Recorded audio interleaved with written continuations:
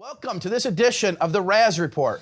We are lucky to have Rocket Mortgage's CMO, Casey Hurbis. This guy has been around the block. He knows what he's doing. Super Bowl commercials, hundreds of millions of dollars spent. We are going to learn a lot in this half an hour of the RazReport. I'm very excited to welcome Casey Hurbis. Hey, Jason, man, thanks so much for having me here. We're in your awesome office right in downtown Detroit, watching people skate behind us here in Campus Martius, but it's awesome to see you, and thanks for having me. Yep, you know I've been looking forward to doing this for a while because I have like 600 questions for you. I've narrowed it down to like 60, but I mean, people turn on a TV and you see Rocket Mortgage. You see it in many different places, online. We're gonna get to the Rocket Mortgage advertising segment. I'm gonna take it back to where you came from. So, Casey Hurbis, where did you grow up? Yeah, so Jason, I was born and raised in the Metro Detroit area, and then was fortunate enough to go to Michigan State University, and I was an advertising major and graduated from Michigan State and started working at Chrysler's agency right out of school. And I stayed with the agency for 17 years. I worked on a tier 2 dealer business, supporting Chrysler and the Chrysler dealers. And then I moved over to Chrysler in 2011. Wait, you say tier 2 Chrysler dealer business. You're helping Chrysler market to the dealers or help the dealers market to customers? Yeah, and so in a lot of franchisee and manufacturer, or if you will, like parent company models in automotive, quick serve restaurants, you see it sometimes in telecom, where you have a corporate and a franchisee model. There are funds that are raised to advertise in a local marketplace, call it tier 2. So tier 1 in automotive is like Jeep. Tier 2 is like Jeep at your local Jeep dealer. Tier 3 is Jeep for $199 at Raznick Motors. And so most automotive companies have tier 2 auto groups, and that's business that I worked on and ultimately led regional business for a number of years on the agency. When you were like 16 years old, did you know you want to go into marketing? You know what? As I was growing up, and thankfully, my parents really fostered an environment where they encouraged education and making opportunities available. When I went to Michigan State, I wasn't quite sure, and like anything else, and sometimes in life you run across people that you don't know, but they're influencing you in different ways. And I had a neighbor friend that was a family friend that was in advertising. I thought it was pretty cool. He always had tickets to stuff, and I would do errands and little things for him, and he would offer me tickets, and I was like, man, that's pretty sweet. He's in advertising. Went to Michigan State, and I started taking a couple advertising classes and really enjoyed it. Did you do any internships when you were at Michigan State? Jason, you and I, you're younger than me, but back in those days, you didn't really do a lot of internships. It wasn't very common. Most often it was like teachers, engineers, packaging majors. It was a typical took classes when it was involved in some clubs and then just hustled during the summer to make money. But you got exposed to it through a neighbor, and then you took some marketing classes. That's how it happens. And so you said you were at Chrysler's agency, and that for 17 years. 17 years. And then what happens next? Yeah, and so going back to the annals of time, 2010. Chrysler and GM went into bankruptcy, came out of bankruptcy, and unfortunately at that time, the agency, we lost the business. We were the agency of record for 65 years. GM's agency had been with them for 95 years, and they had to make decisions, and the decision was made as the lights were being turned back on to sever those agency relationships. So I stayed on with the holding company for a year. We ended up standing up additional tier 2 business, but along the way, an old client of mine, I'm a firm believer that you never burn a bridge because you never know when you have to cross it once again. An old client of mine called at Chrysler and asked me if I'd be interested in coming over to the corporate side, and I joined Chrysler in 2011. So old client, like someone at Chrysler called and said, you want to come to the corporate, we have a role. Yeah. And what was the role you went into? So I literally was going from one side of the desk to the other, if you will, from agency to client side. I joined Chrysler. It was now then called FCA, Fiat Chrysler Automobiles, with Mr. Marchioni and the Italians taking ownership. And I was asked, as I joined the company, to help launch the Fiat brand back in the U.S. Fiat had been in the U.S. from 1909 to 1984, had left the country in the mid-'80s, and when Mr. Marchioni had taken over control of Chrysler, he quickly announced that, hey, we're going to bring alternative technology, fuel-efficient vehicles to the U.S., and Fiat was the brand that was going to immediately be launched back in the U.S. So what year was that, like approximately? 2011. 2011 was when Fiat was launching back in the U.S. after being out of the market for 27 years. And you were going to lead that thing? Yeah, the marketing and advertising for North America. Yeah. Weren't you pretty young at that time? I mean, I was, geez, Jason, now you're... Well, I guess what I'm 37, 38. Okay, because I was thinking, well, still young. So were you leading people that were older than you and stuff? Yeah, so from a leadership standpoint, Jason, I was really fortunate. I became a leader at the agency at the age of 27. I was named vice president of the agency, and when I was named vice president, I started overseeing 9 offices, 9 local offices that worked with the dealers. And so, like overnight, as I became a leader, it was interesting in that I started leading people that had been in the business. Quite frankly, some of them were in business longer than I had been alive. So it was truly a baptism by fire experience leading at a young age. So a couple of questions. Any advice for people that, sometimes when you're leading people that are older than you, it can be a little uncomfortable. I read something about how you can answer like how you handled that leading people that were, older than you. Yeah, I mean, very early on, I wish I had there was a textbook, or there certainly wasn't any YouTube videos to watch at that time. A lot of it for me was just trying to be myself to the best of my ability. And for me, I think I'm a subservient leader, in which I take the philosophy that I work for my team, and I believe as a leader, you always have to be the one that is offering support, be a great listener, knock down roadblocks in order to help him or her achieve their goals, and give feedback along the way. And my feeling is, when you lead people, if you're doing the right thing, you're giving them the opportunity to grow. You give them feedback. You offer them coaching opportunities, and you also help them achieve their goals. That's only going to help you along the way. And a lot of my leadership style, quite frankly, was shaped from team members, if you will, that work for me, like giving me feedback, or maybe looking at other leaders and how they led, and learning some good lessons, and also learning some lessons that I know certainly I didn't want to bring into my forte. And that's what I read about you. When you said, how can I help make their lives better? How can I? And that was a good way, because sometimes it's uncomfortable to lead people older than you. The next question is, how did you end up at 27 leading all these offices? Like, what do you think you had that made you get promoted so quickly versus others? And I know it's hard to talk about yourself in that, but I don't know. I think it's, I'm someone that, growing up was my parents and my environment really fostered hard work ethic, develop trust-based relationships early on. I think that's something I really value. You and I know each other outside of work, and you've seen, like, I really truly value developing good interpersonal trust-based relationships, and that carried over into my business life. I mean, I still, the guys or folks that I run with are the ones I've known since elementary, middle, high school, or college roommates. They've been lifelong friends, and that just, again, that's what I who value. you are. It's how you were raised. That's what it sounds like. It's how you're, because that's just who you are, like you said. So, so you were at Chrysler. You're leading the Fiat return here. How did that go? That was at the time, Jason. It was absolutely nutty. 2011 and 12, we were looking to launch the Fiat brand. So at the time, we literally didn't have any vehicles. They were still in Italy. Homologation was taking place. We were trying to build a dealer network. Homologation. So getting the vehicles.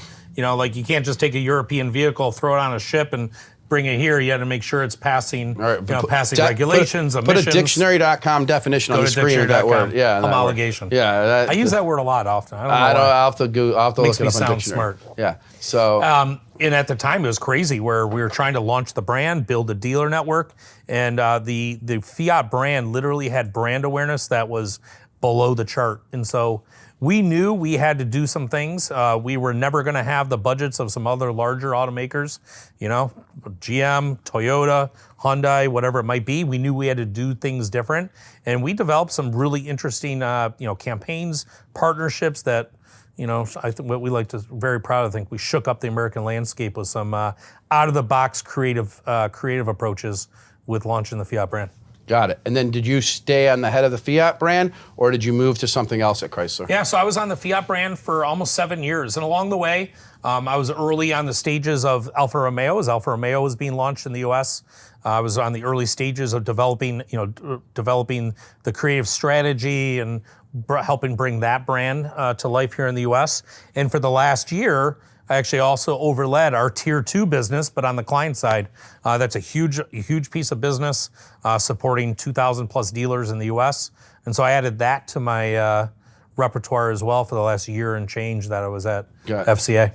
And so you're there 7 years? 7 years, yeah. So then what led you to Quicken Loans, Rocket Mortgage? Yeah, so Jason, I started, we're in 2016, and I started to ask, I'd been in the automotive business now for 23, 24 years, and I started to wonder, is there other things out there, if you will?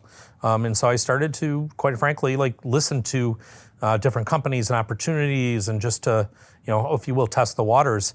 And to leave automotive marketing, particularly in Detroit, is not easy. Generally, people are in automotive marketing; they stay in automotive marketing. Obviously, here in Detroit. Yeah, I mean it's a huge hire, and like that. That's right. That's good advice. If you don't ask, the answer is always no. If you don't ask, you don't get. Yep. And so you had a big budget at Fiat, but then you come here and you're managing a huge marketing budget, and you're doing all types of marketing. It's probably different than automotive marketing, right? Is it a lot different than automotive marketing, or is it very similar? I don't know. Great question, Jason. I will tell you, a lot of people ask me that question, like how was it transitioning from 20 plus years in automotive marketing to mortgage? Totally different industries, right? But think about the similarities of, as a shopper, buying a car and buying a mortgage, or getting a home, getting a mortgage for your home. Outside of a crazy lease market or an insane refi marketplace, buying a car, buying a home. Think about it, you only do it once every 3, 5, 7, 10 years. Yep. The world changes every 3, 5, 7, 10 years. It can be intimidating, it can be scary. You have life changes along the way. I mean, think about how much your life has changed from first-time home buyer to married with children to, preparing for next stages in life. So there's a lot of similarities from a marketing standpoint, from a consumer mindset of, I'm only doing this once every 3, 5, 7 years. I'm not sure how to go about it. Where do I start? Is there somebody that can help me answer my questions? And can I trust the company? Can I trust my dealer, car dealer? Can I trust the company that is going to help me achieve, the home of my dreams? So in that standpoint, there's a lot of similarities. From a media standpoint, as you mentioned, from an automotive standpoint, I was very, very fortunate with the budgets we had, but they pale in comparison to, what we spend here. I mean, we spend a lot of money, and we're a 24/7, 365 advertiser. I quite honestly can't think of any platform that we're not at least testing. If we're not in at high levels, we're either utilizing it as a secondary or tertiary medium or channel, and then if not, maybe we're testing it. I mean, TikTok's a great example. You and I were just talking about TikTok off camera. I mean, you think about the use of TikTok, does it make sense for a mortgage company right now to be using TikTok? I don't know, but I would rather know now and start testing things now. So as that platform continues to grow and things are more measurable, then 3 or 5 years as younger people that are using TikTok or maybe into college, coming out of college, we can start to develop a relationship with them. I mean, that's a really exciting thing that we have here is we obviously utilize tried and true media platforms to get our message out there, but then we test a lot. And in the world that we all live in, right? And you certainly know with Benzinga, how do we utilize and look at new medias and try to be an alpha or a beta tester of new medias, new platforms? Well, that's the one thing so in terms of testing, I would assume that media companies, TV networks, small ones are calling you guys all the time to advertise. We get a lot of phone calls. So you get a lot of phone calls, and do you just funnel them back to the agency? Is that how it works? Good question. So we're primarily an in-house agency, Jason. So we've got over 300 team members. We do everything from Super Bowl down to T-shirts and everything in between. We do have a media planning and buying agency. So we'll call it upper funnel media. So your linear broadcast, connected TV, audio, digital and social, more upper awareness consideration media. We have an agency relationship with University of McCann, which is part of IPG, one of the country's largest holding companies. They work with us side by side on the planning and buying. All of our performance marketing, so SEO, SEM, third party, pay-per-click, third party lead buy acquisition, retargeting, so on and so forth. We manage all that internally. So back to your question, yeah, we get a lot of phone calls. We work with a lot of people, but we get a lot of phone calls. To me, it doesn't cost me anything to listen. Like, you never know. You never know if there's, is there a better mousetrap, or is there we get a lot of tech companies call as well, right? How to target better, how to reframe, and try and capture leads or whatever it might be.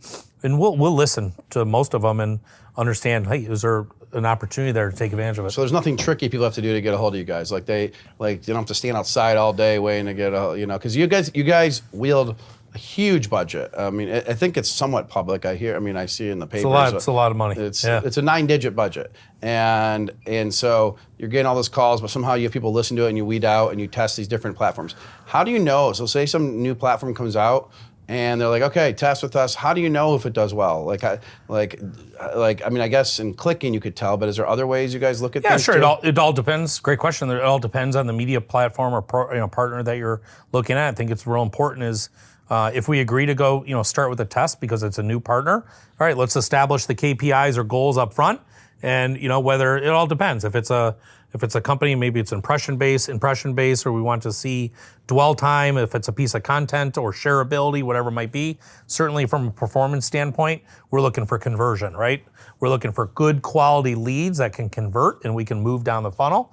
So a lot of it is just being open and honest. We're a very transparent company. In which, and I don't believe at keeping partners at arm's length. I believe in bringing partners close to you, because that's how you can both win together. And so really it's just establishing those goals up front and then working towards them. And if it works, great. We look to maybe continue to invest. If it doesn't, then you ask yourself the question, why didn't it work? And do you go back at it again, or you wait a while to see if something can be optimized down the road? So the next question is, like, you guys advertise, college, NFL, but in college, you had the mascots. That was a huge campaign you have. Yeah. Are you still doing the mascots?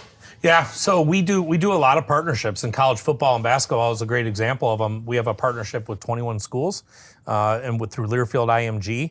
And I'm a big believer, Jason, when from a creative standpoint and a lot of brands do this too. I think Geico does a nice job of it, State Farm, and I think Rocket Mortgage is right there as well, in which I really believe in doing contextually relevant work to the media channel. So if we're buying a lot of like HGTV, DIY type of programming, why wouldn't our commercials and message be geared towards that audience? Same thing with college football and basketball.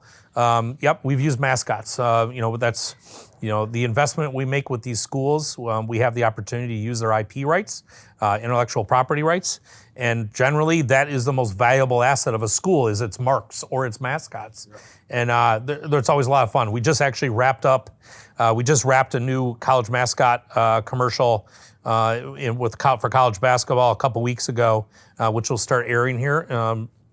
Within the next few weeks, and a ton of fun, and we get a lot of great feedback. So and I'll see you guys sponsor ESPN, the show and all that stuff. And this is something I'm just curious about. So there might be 3 commercials during a show. People know your name, but is it more like you need to see it this many times before someone calls? Like people know your name. So. From that standpoint, we'll call it the traditional media channel space. What we're looking at investing in those areas is to build awareness, aided or unaided awareness, also positive consideration and positive opinion. So, do they know us? Do they know us? Do they like us? And do they think they might want to work with us? That's brand health, and we work with Kantar, Miller Brown, KMB on the back end of answering those questions. But that's where we use our traditional media channels is all right, let's showcase the brand, and help try and address what a consumer may be thinking about or concerned about when it comes to getting a home loan or home mortgage. And hopefully they see that we're a brand that listens and will take care. And, we've got a lot of proof points behind us that do it, but that's where you see it. And, the old magic number is like 60 reach, 3+ frequency, where you start to remember.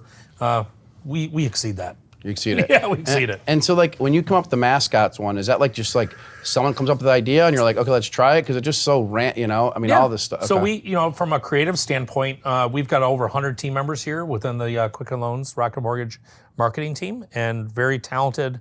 And so I work with our business leaders on the brand to develop a brief. We brief the creative team. And generally, when you see a commercial on television, College Mascots is a great example. It probably started with 50, 60 ideas. Call them whiteboard ideas, simple one-pagers, mood boards.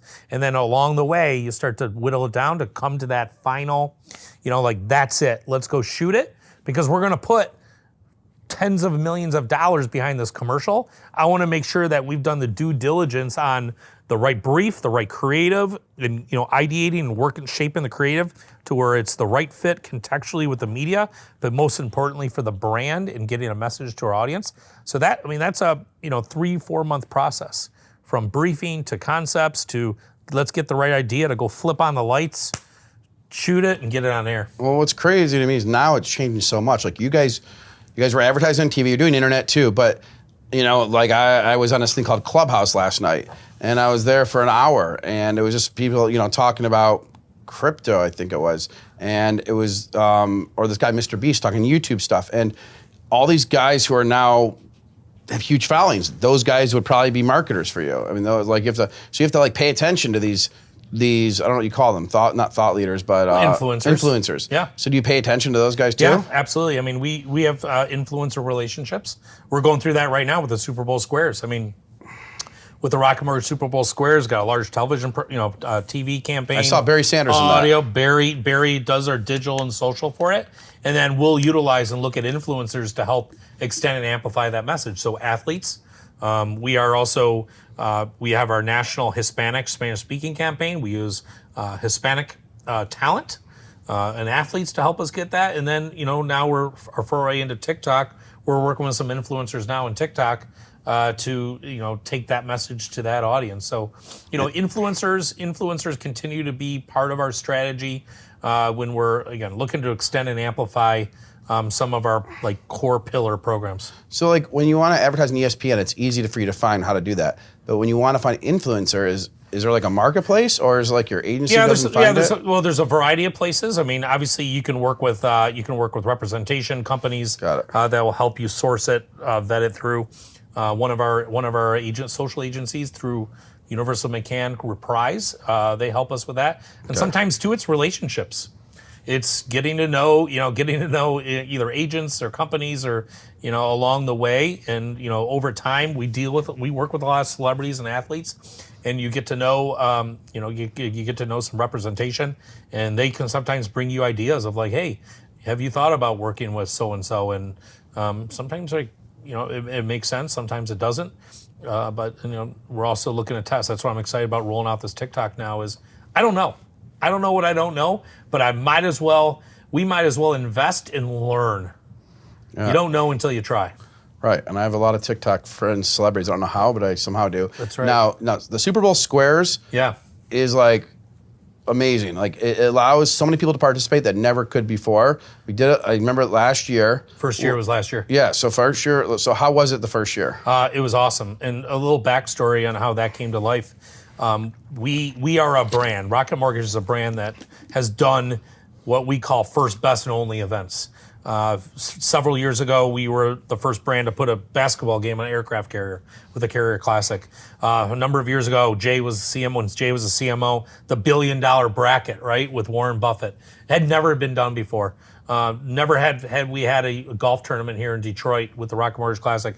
But we started thinking about how can we go big obviously during the Super Bowl and during the NFL when viewership continues to rise and people that maybe aren't NFL fans are interested.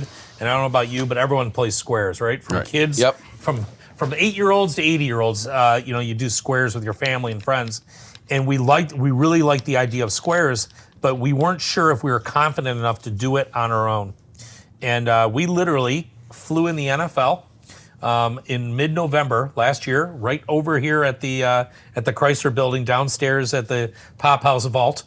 We pitched the NFL the idea. This wasn't the NFL came to us and said, hey, we need a sponsor. We said, we want to do Super Bowl squares.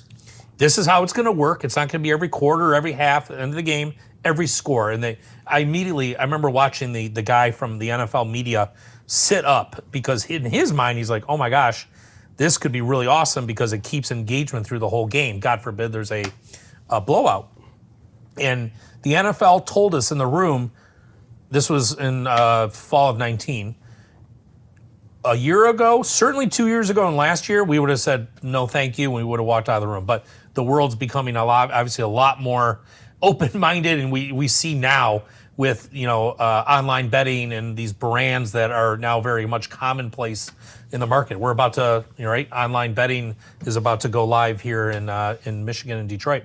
Yep. And the NFL said, we can do this. And we're like, oh my gosh. And so in 5 weeks, we went from meeting and over the course of 5 weeks of developing the partnership, papering it, shooting the commercial, and getting on air. And last year it was a huge success. And you guys just figured out how to build the technology for it, or you got a partner for it, and one person on your team would find a developer or whoever it was, and you guys just built it. Did someone come up with the idea on your team? Or so someone on my marketing team. They were the one. It had been an idea that we had discussed in the past, but it was how do you do it? It was so big. How do you do it? Yeah, you're right. And so over the course of a couple of years, we kind of asked ourselves, how would you do it? And one of the secret sauces that we have here at the Rocket Companies is the ism of we'll figure it out. And I've never been anywhere before where, it's my old life. I would sit, to bring an idea like that to life would take a year of boardrooms and procurement and legal and people saying no every step of the way. Yep. Here it's we like to throw the plane up in the sky and figure it out. And if the plane comes back down, all right, what did we learn? And let's get it back up. And so, the idea was just worked on. And when the NFL said, let's go, we're like, oh boy, here we go. And thank God we got thousands of technologists here. And you can imagine technology folks love working on anything Super Bowl related. Yep. So they jumped on. We brought a partner on that could help us from a back end standpoint. Yep. And we learned a lot this first year. The first year, we blew away our expectations, far exceeded registrations and what those main KPIs that we were interested in achieving. And then we're already off to a fast start here with the Rocket Mortgage Super Bowl Squares. So you're doing the squares now. Where can people sign up for it? Very easy. So anyone 18 and up can go to Rocket Mortgage Squares, RocketMortgageSuperBowlSquares.com. Super easy. I did our team member version today, but super easy. So you go to RocketMortgageSuperBowlSquares.com. You sign up. You pick your box. And you can share it with friends. Can you win anything good? Jason. Yes. I'm going to tell you how this is how good it is. Every score, so field goals, touchdowns, extra points, safeties, every time that happens, a winner in that box would win $50,000. So I'll give you an example. So our Lions are in the Super Bowl, right? Lions are playing the Chiefs, and Matt Prater kicks a field goal, so it's 3-0. So you go to 3-0 in the box. And anyone that signed up to that box, there's a group of names. We would pull a name, and Jason Raznick was in the 3-0 box. We pulled Jason's name. He wins $50,000. A field of the extra points. So think about that. Last year there were 15 scoring plays in the last year's Super Bowl, and we also give away $500,000 at halftime in the end of the game. So we gave away almost $2 million last year in the Rocket Mortgage Super Bowl Squares. You're sending checks out? What's that? Literally, this is how fun it is, Jason. I don't know if you've joined us in the past, but we set up a war room. We're also in the game last year with our Jason Mamoa commercial. If you were to come to our war room, it is a whole wall of television. So we've got game feed, Twitter feed. We've got social listening. Obviously, focusing on the game, what's happening. But for the squares, literally, a score happens. We go to the back room, a name gets pulled, we make sure that Jason Raznick says who Jason Raznick is, and we're literally calling Jason within 10 minutes of that score to tell Jason that he won $50,000 or $500,000. And that's crazy. And then we announce it. We use Barry to announce the winners almost real time because... You guys should do it. This year you should do it by video.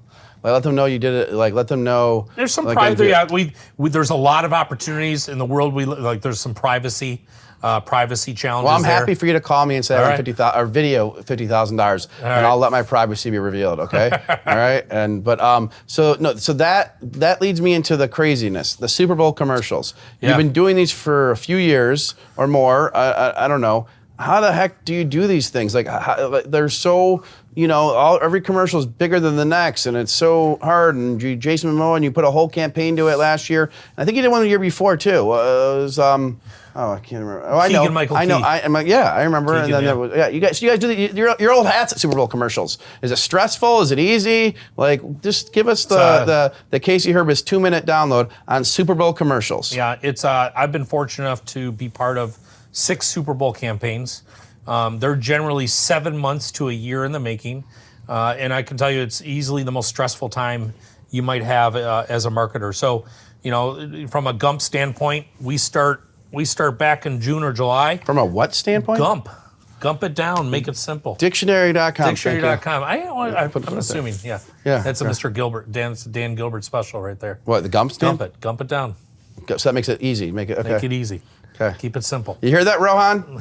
Come on, gump it down, man. So we start back in June or July. We brief agencies. We go outside creative shops, and we'll see upwards of 150 to 200 ideas. Wow. And much like the college mascots commercials, same thing. Well, you're not paying these people; they're just giving you ideas. We get ideas, and agencies want to have would love to have a commercial on their portfolio on their website, right? Yeah, helps with new I'll business. start an agency just to get a commercial. It's not easy, but so we'll start with looking at 150 to 200 ideas, and eventually we land on the one. And generally they're going to have celebrities, they're going to have talent, they're going to have music, and then the real hard work starts. Like, we obviously want to know if the celebrity is interested in the idea prior to selling it in. Generally, a lot of A-list celebrities have opportunities all over the place, so you're actually jockeying against other brands. Last year, Jason Mamoa. This was his first Super Bowl ad, but he had looked at dozens of ideas. Oh, really? And other brands were courting him. And he said when he saw our idea, he's like, I love it. I want to be part of it. And so sometimes the celebrity has to pick you at the same time. It can't be like, hey, Jason, what are you doing next week? Let's go shoot a Super Bowl ad. So the hard work of selling the idea, then you've got to align with the talent, the right director, go shoot it. And now the world we live in, obviously, of second, third, fourth screens. It's not just run the 60 and go. It's all the other digital, social, PR components, the lifeline, the extended lifelines of that campaign. And, and when that commercial runs, quite honestly, it's the most painful 60 seconds as a marketer, because you're all the work that goes into it. And then it comes to this, right? It's, was it good? Was it bad? It's very subjective, right? You may love it, or you might not like it. And I try to do everything I can to convince you it's a great ad. And you're like, bro, it's not there for me. Yep. I always just wonder why the Super Bowl commercials just put a white screen and just put your name on it for 60 seconds or 30 seconds and with music. Yeah. And I think the reason you don't do that is because you'll piss off people watching it. Yeah. I mean, the Super Bowl, my philosophy is the Super Bowl. One is, obviously it's a showcase for advertisers, and there's not many times where you can put your brand in front of 110, 130 million people. And I really believe that consumers want to be entertained, even with what's going on in the world. Trials and tribulations and challenges that maybe, that we face. The Super Bowl is an opportunity for people to gather safely with friends and family and be entertained and enjoy the game. And so we're fortunate that the Super Bowl spots that I was part of at Fiat and certainly here are spots that like high level entertainment, great celebrities, and have been well liked. Now, do you prefer to do it during a certain quarter, or if you don't want to say and give away your playbook, that's fine too? Yeah. So there's a couple schools of thought, Jason. A lot of some have. For years and years, advertisers would never release their commercial. And then you saw about 10, 15 years ago, a couple people did. And then, 5 years ago, everyone was releasing because it was all about chasing like YouTube views. And I thought, I have always been of the philosophy that you don't show your hand. You can tease it, but you don't show your hand, and you just let that moment soak in. And that's been a practice that's worked pretty well for us. And, we did it last year where we teased the fact that Jason Mamoa was going to be working with Rocket Mortgage, but we gave nothing away. And I think we were very, very happy with the results. When did it appear? Last year, our spot, if I remember correctly, was end of the first quarter. And my preference is to be in the first half of the game, just because that's, like I think about my bride and kids, they watch one football game a year, and that's the Super Bowl. And it's all I can do to get them to watch the Super Bowl. And then once the halftime act is done, generally they're checking out, right? They're moving on, getting ready for bed. So my personal preference, is to be in the first half of the game, because I think that's where you've got my personal belief. I mean, there's scientific data that'll tell you maybe contradict it, but that people's attention are more geared, they're more leaning in towards the first half of the game. And like another method, you're talking about the teasing it out on YouTube or what have you. Yeah. We had I forget the company name. They were supposed to advertise, and then their commercial got denied. And we wrote an article on it, and it went viral. Had like 4 million views on our thing. So I don't know if people really do it, but companies could like fake a commercial and then get denied, and that's their thing. Remember the first GoDaddy ads where it was like too hot for the Super Bowl, and those are good. You sometimes when you read those articles, or you hear about these brands that the NFL or the networks didn't pass, I have to be honest with you, like for me, if we're going to go invest that kind of money in production, in media, I am going to have the network and the NFL on board with me. So got it. As we go through the creative process, I review it with the NFL. I review it with the network, because the last thing I can afford is... You're not afraid it'll get out or something? No. Okay. No. But that's important, because if you're going to invest that kind of money, the last thing you can afford is that it can't be aired. Yeah, no, absolutely. So I sometimes wonder if brands it's a great stunt, if you will. So you guys do all those plans for the Super Bowl commercial, and then you get the script and all this stuff, but then it comes to filming. So I think you were on set for Jason Mamoa thing, and is that a one-day filming, multiple day filming? How does it work? It all depends. I've been part of, back at Fiat, we shot a commercial. It was actually number 3 in USA Today Ad Mirror. It was called Blue Pill. And we were in Tuscany for 2.5 weeks shooting. Wow, okay. For a 160-second spot. Wow. Think about that. That's crazy. Shooting for 2 weeks. Why? You just keep saying retake? Well, retake, different scenes, different locations. It was a very complicated logistic shoot. 2 years ago, or 3 years ago, with our Quicken translator campaign, I think we shot for 5 days. But I'm also of belief that when you're in the Super Bowl, some marketers and advertisers I call them one and dones. They maybe don't have enough media budget to run the rest of the year. So all of it used to be the old Master Lock. If you remember the old Master Lock spots where, it would always be a Master Lock and there'd be a bullet goes through it. Yep. That was the one ad they ran a year. Oh, really? There's a couple other brands where literally their entire annual budget is right there, and then they're done for the year. Because they're like $4 million commercials now. It's for a 60-second spot, it's well over $4 million. It's more than for a 30-second spot, it's well over $4 million. I remember there were 60, 8.5, 9 million plus the YouTube, plus the digital, plus wait, all the other hold on. things. What do you mean plus the YouTube? Well, you want to obviously make sure that you have additional extensions. Yeah, but why would that? But YouTube, you don't pay YouTube. I don't think does YouTube take Super Bowl commercials on there? That'd be cool. YouTube, so like TrueView. So pre-roll before content. Got it. So you get in there. Okay, got it. And so you get, because you want to, because you want your commercial to be in other ways exposure. You don't just do the commercial, you put it in other things, Jason. Like, that's what's so cool, Jason Moa. Like, but the old Master Lock was one and done, right? They all just boom, and then the marketers were done for the year, and they get ready for the next Super Bowl. We're on air the next day, right? And we're on air the next month and the next 6 months.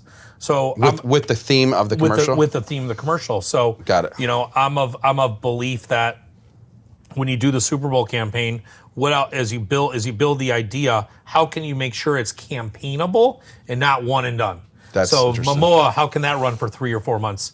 The Quicken translator campaign ran for almost a year. We shot so much content in those 5 days in New York that we were able to run that, variations of it, and different work for almost, actually well over a year. Well, I remember Jason Momoa, I had some friends that their moms love Jason Momoa, and they were so mad how you made him look and all this, and it was going on for months, and it was just funny. Don't worry, he's jacked. He did not get skinny. All right, he's jacked. So wait, maybe just think of something which Jason. So when you're on set, this is what I want to ask. are you sitting there like a director? Like, I don't like how we're doing it this, we should do it this way. Or are you just sitting there and letting the other people do their things? Good question. I mean, there's a lot of, if you're doing everything right, the actual shoot, I knock on wood, should be one of the easiest things to take place during a Super Bowl shoot. That meaning you're locked and you're in agreement with the director, with the agency, the talent on how things should do you develop. hire the director? Is that like a hard thing to do? We'll work, we'll identify production companies and directors we think that can bring that idea to life. Some directors are very good at comedy, storytelling, whatever it might be. And on set for me, I mean, I'm sitting right there off camera, watching, making sure that we're getting everything that we need to shoot, is done. Sometimes on set you hear different things, different words. You ask for different takes or lines to be said. A lot of it's just, it's working with the agency and the production company and director to make sure that that hefty investment on set is you're getting shot when you need shot. I've got one of my infamous sayings is, you can't edit what you don't shoot. Kind of like you don't get what you don't ask for. So nothing is worse is when you come back and you're editing and you're like, hey, what if? You're like, we didn't shoot it, and then so you can't edit it. No, that's great. So that's why you keep shooting the stuff. And so one of the so Super Bowl, and then do you have anything you want to reveal about this year's Super Bowl commercial? Are you guys doing one? We're busy. Yeah. Okay. So one thing I wanna, you guys do a lot of sports marketing. Yep. Why did you guys think it was so important to bring the Quicken loans? It was a Quicken loans national from Washington D.C. Yep. to here, the Rocket March to Detroit. So why did you think it was so important to bring a golf tournament to Detroit? And then how does golf or sports, or bigger part of the strategy? Yeah, I mean, sports is a large part of our marketing strategy. We probably spend upwards of 30 to 40% of our marketing budget, media budgets, and sponsorship budgets. Note to myself to start a sport. And so, one is when you work with a sport, obviously you're working with either a team, a league, or whatever it might be, that their core values and their audiences align to who you are. And then what's awesome is you're working with another, if you will, brand. And borrowing equity from each other to bring something to life. So golf for us has been an investment for 7 or 8 years. We had the tournament in DC, and we had expressed interest to bring a golf tournament here to Detroit. That was a vision of Dan Gilbert's and Jay Farner's for years and years. And unfortunately, during 2010, 11, and 12, during the recession, the automotive meltdowns, all the investment in golf in Detroit went away. And so golf had not been in Detroit or in the Metro Detroit area for years. So we had conversations with the PGA Tour, and we asked them how to come to they used to have they used to have a Buick Open in Grand Blanc. Buick Open, Grand Blanc. The seniors used to play here. Obviously, we've had majors here over the years as well. Yep. And we asked the PGA Tour, how could we get to Detroit? Where is that bridge? They presented us a bridge. And then we had to go find the right golf course, and the Detroit Golf Club, which is a beautiful Donald Ross course, built in 1899, right in the heart of the city here, was the venue that we wanted to go to. And so we started working and fashioning, bringing that vision and dream of Dan and Jay's to life, in which golf, Michigan is still number 3 of the most golf courses per capita in the country. That's incredible. And still, and so golf has been very, very prevalent in this community for decades and decades. But the PGA Tour had never been in the city of Detroit before, and so here we are. We're in our beautiful office here in downtown Detroit, 18,000 team members, and here we are. Is that we were able to bring the Rocket Mortgage Classic, our PGA Tour event, to the city of Detroit. And I will tell you, Jason, you were out there with us. Our inaugural year. It was simply it was awe-inspiring, because I can't tell you, and I walked the course with Jay one day during the Pro-Am day. And the amount of people that walked up to Jay and I, some people we knew and some people we didn't, and they simply just said, thank you. Yep. Thank you. And it's really, think about the trials and tribulations that we've endured here in the city, and the continued renaissance and the rebuilding of the city, which looks so awesome. And here we are. There's another big stake in the ground, of which we've got a PGA Tour event in the city that helps raise money as well for our charities and community. And I know Dan Gilbert is coined to think a more than for-profit company, or do well by doing good. And if you think about it, that tournament being here, create so many memories for kids. I mean, I like for not kids, for families. I was there. Yep. I remember my son was there, and we still talk about it to this day because how is my son going to go to a golf tournament? Like I'm not going to go fly to Pittsburgh to go to a golf tournament. And so we went there, and all he's like wants to go back. And so it's not, you're doing this golf tournament, yeah, sponsorship and all that stuff, and you're bringing it to Detroit, and that's all, and then you get to show it off for a national TV audience. But the people that live here have to appreciate that thing, and hopefully, we get over this Corona stuff because get it back to normal. Because that tournament, I mean, the brand, it was an unbelievable experience. Like there was unbelievable experience, and it creates a few things, Jason. One is from an employment standpoint. To bring a golf tournament to life takes a lot of people. 50% of our vendors were Michigan-based. 25% were diverse.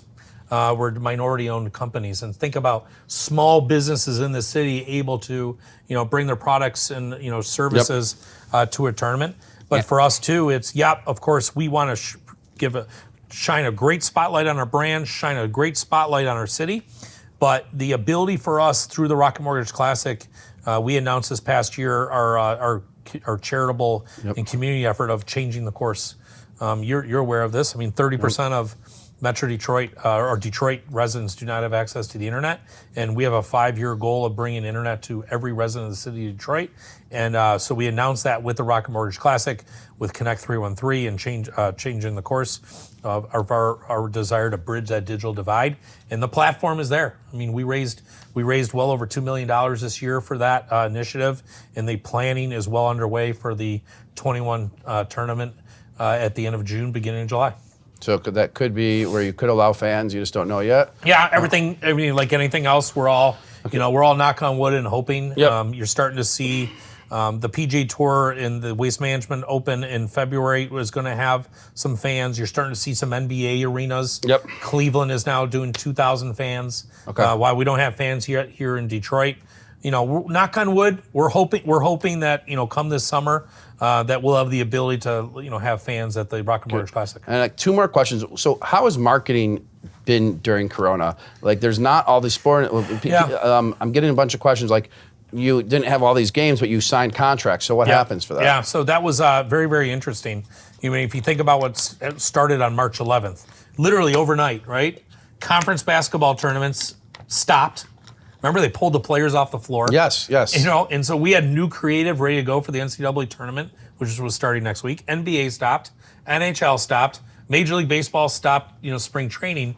And what I tell you earlier, 30-40% of our marketing is in sports. So sports wasn't being played, but Americans are still consuming media. So we literally overnight shifted a lot of our media to news. All of a sudden started taking off. A lot of connected TV, your Rokus and Fires, and where people were consuming media in different forms and fashion. We immediately were pivoting a lot of our media there. But as important as that, Jason, was our messaging. You could imagine, I remember sitting at home. This was March 11th, we went home. March 16th, America really started going home on that Monday. And I remember that week watching an auto ad, Tier 2 auto ad, and it was like screaming and yelling, they all got to go, fire sale. And I remember thinking to myself, wow, that is so, the world, I mean, think about how we all felt that week of March 16th. And, all of a sudden I'm like, wow, brands are going to be very tone deaf very quick. Thankfully, we had already thought about it. That week, we literally right down the street from here, we had Jay Farner go on camera and tell America, like, we're here for you. And we're here for you, whether you're a client or not. Call us 24/7. And we knew we had to get that message out there. And so literally that first week we were on air with a new brand message. You had a commercial with like different people's faces on it, right? We did a campaign with Jay. We called it "We're Here for You." And then we started to look at very quickly as we started seeing and hearing all of these stories of our frontline essential workers and frontline heroes. Yes, the people in the medical field, but also people that were serving food or janitorial services. And so we developed a UGC, user-generated content, where we had team members just submit their thank you videos, and it's a Everybody Knows a Hero campaign, and that was up in June. That must have been got a huge response to that, I'm assuming. Yeah, it was from a production standpoint, it was somewhat of an easy lift because it was content that came to us, but just the sense of pride that I saw from our team members and my team that put that commercial together, like how good it felt to just naturally hear everybody say thank you. I think that was awesome. Yeah. So for a final couple questions, unless there's something that you want to say that I'm missing, we like to ask during the Raz Report. Yep. Casey, what was your worst or first job, or both? Yeah, I've had I've been fortunate, Jason. I have not had horrible jobs. I had the best first job ever, and that was like lifeguarding. Really? Yeah, well, actually, I mowed lawn. Do you have any photos for no, B-roll? I was in much better shape back then. B-roll for Rohan, for lifeguard no. photos? So I will take my first real job is I started I was the neighborhood lawn mowing guy. Oh, you were? So I had my own little lawn mowing service at 12. Started. There at 12 was no years chair. old. There was no seat. You had No, I push. It was a push mower. It was not power. It was a push mower. And so I had that. It was I was the neighborhood lawn cutting guy at 12 years old. 12. Oh, okay. Started then. But my first real job where I earned a paycheck, I was a lifeguard. That's not bad. No, that's a pretty good gig. That's good. I highly encourage young people. That's a good gig as a 15. When I was 15.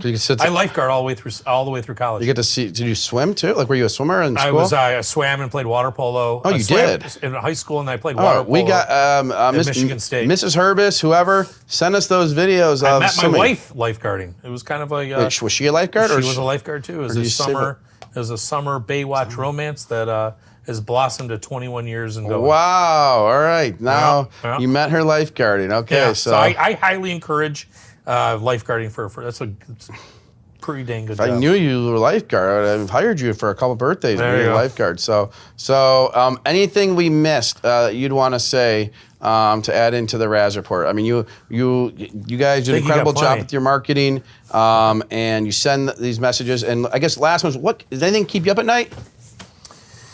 What keeps me up at night? One is, I believe the most important job I have as the chief marketing officer of our brands is to grow and protect the brand. Yep.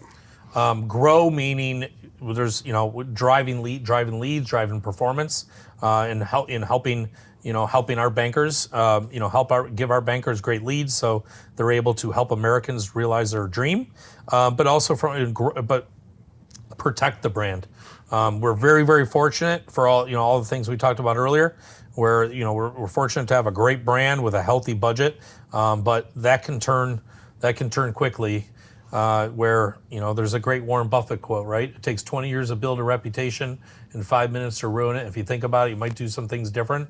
As a brand, and we've all seen this over the time, you're always, that 5 minutes can be a very, very costly, very, very costly thing for a brand. So what keeps me out at night is grow. What can our team do to continuously grow and protect our brand? For Rocket Mortgage and the other fintech brands that we serve. Oh, that's awesome. Thank you, Casey Hurbis, CMO of Rocket Companies.